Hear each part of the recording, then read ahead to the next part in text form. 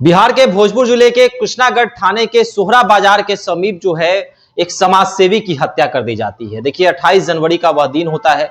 हथियारबंद बदमाश जो है वह पहुंचते हैं और सुमित सिंह जो कि एक समाज सेवी थे, उनकी हत्या हो जाती है। अब चर्चा का विषय बना हुआ है कि जो नीतीश कुमार सुशासन की बात करते हैं, वहां खुलेआम एक 37 वर्षीय समाज सेवी की हत्या मेन चौराहे पर हो जाती है और उसके बाद चर्चा का विषय बनता है कि प्रशासन आखिर क्या कर रही है। सुमित सिंह, जिनके बारे में चर्चा है कि वह लोगों का सहयोग करते थे, कोई भी व्यक्ति अगर किसी को किसी चीज की जरूरत होती थी या फिर सरकार के चलाए जा रहे योजनाओं में वह उसकी मदद करते थे, उनको लाभ पहुंचाते थे, तमाम तरह की चर्चाएं हैं। देखिए इस अमुक बिंदु पर बातचीत करने के लिए मेरे साथ अखिल भारतीय अपराध विरोधी मोर्चा के राष्ट्रीय अध्यक्ष धर्मेंद्र सिंह राठौर जी हैं। धर्मेंद्र जी, क्या कुछ कहिएगा? ये खबर आपको भी मिली होगी, 37 वर्षीय सुमित सिंह की हत्या कर दी गई। कल उनकी 13वीं थी और कई तरह की चर्चाएं हैं कि आखिर बिहार में हो क्या रहा है। क्या प्रशासन मौन है, सरकार चुप है?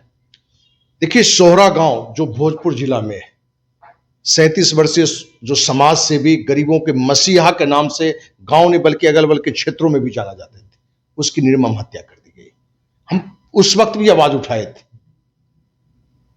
और हमने इस मुद्दे पर बड़ा स्पष्ट रूप से कहा था कि सोहरा गांव का जो मुखिया है मोहन शर्मा और उनके दोनों पुत्र सोनू शर्मा, संजय शर्मा, इन तीनों के बारे में स्पष्ट रूप से बात आ चुका है कि उन्होंने गोलियों से मारा है।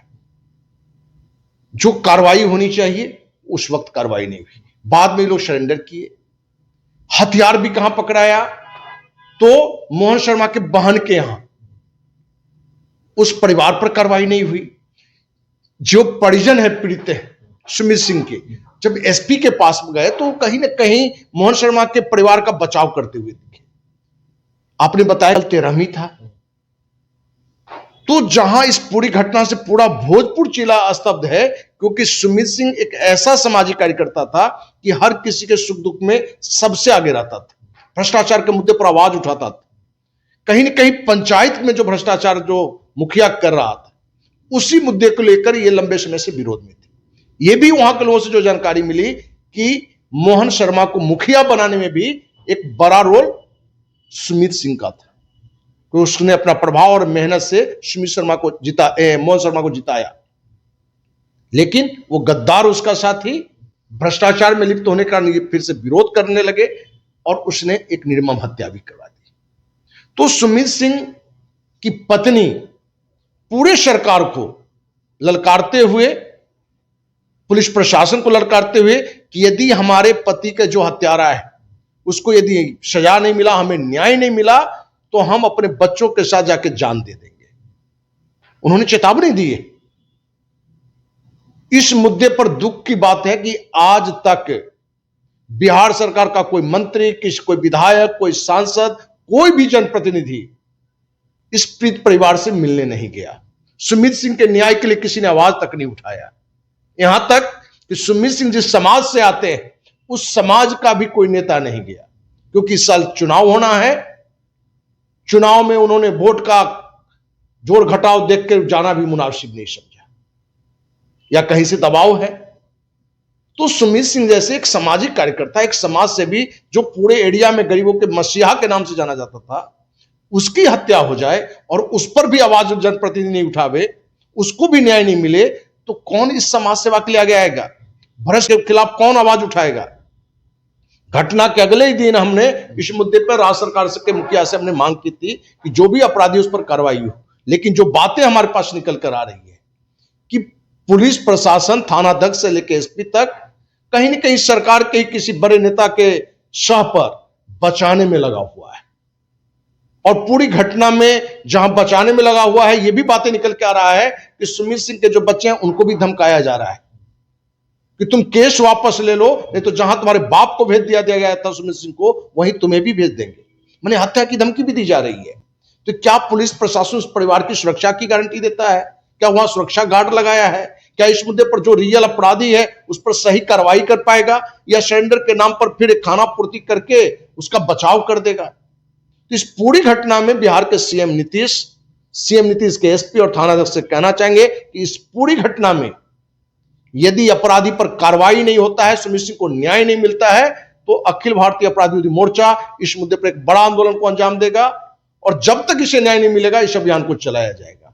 वहीं सारे जनप्रतिनिधि से कहना चाहेंगे कि आप वोट की राजनीति करो, सत्ता में जाओ, सांसद मंत्री विधायक बनो, लेकिन कोई भी समाज का व्यक्ति जो सामाजिक कार्यकर्ता एक नेक इंसान है उसकी निर्मम हत्या हो जाए और उस पर तुम जिम्मेदारी साथ दो, ये कितनी बड़ी कायरता है, ये कितने बड़े शर्म की बात है।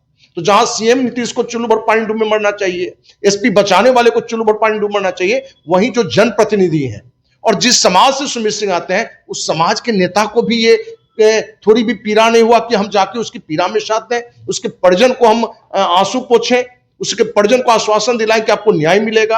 आज तक किसी ने नहीं किया है।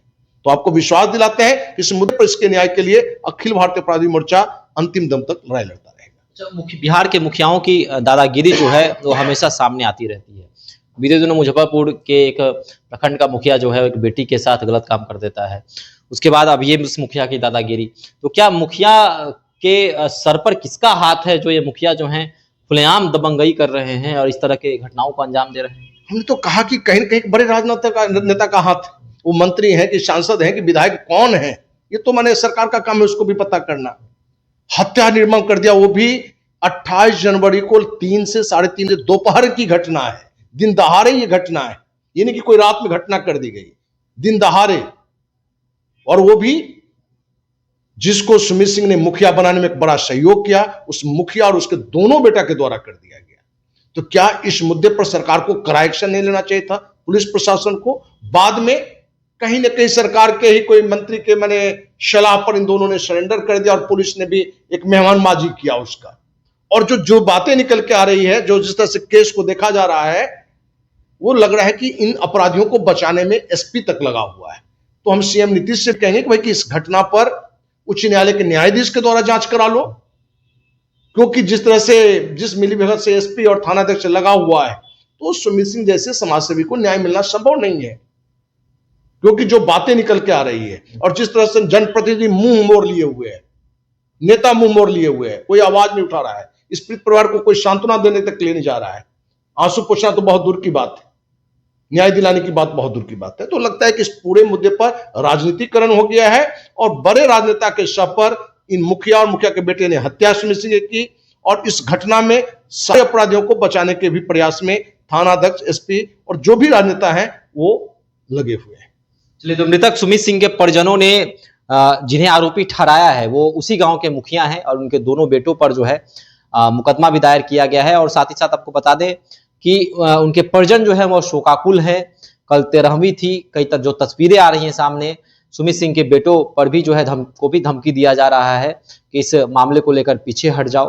तो क्या शासन प्रशासन मौन है और क्या बिहार के मुखिया जो हैं वो अपने आप को शासन प्रशासन से ऊपर समझते हैं, क्या न्यायालय से ऊपर समझते हैं? आपके क्या विचार है? आप हमारे साथ कमेंट बॉक्स में अपनी राय रख सकते हैं। धन्यवाद।